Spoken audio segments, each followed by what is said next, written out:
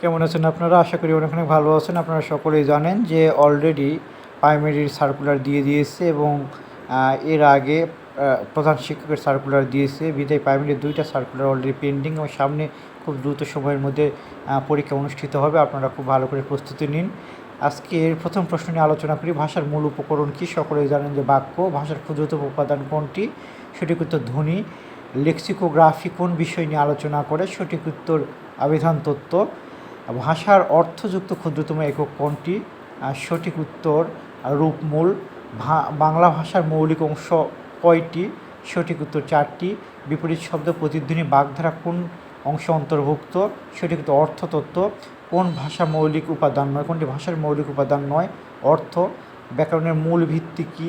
সঠিক উত্তর ভাষা। কোনটি বাংলা ব্যাকরণের শাখা নয়? সঠিক উত্তর ভাষাতত্ত্ব।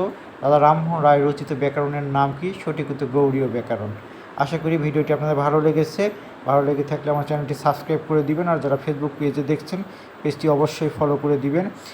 আর ইউটিউব চ্যানেলের জন্য স্পেশাল রিকোয়েস্ট থাকবে যে আমার চ্যানেলটি সাবস্ক্রাইব করে দিবেন নতুন নতুন ভিডিও পাওয়ার জন্য। আর পরবর্তী ভিডিওর জন্য আগাম ওয়েলকাম জানিয়ে ভিডিওটি এখানেই শেষ করছি।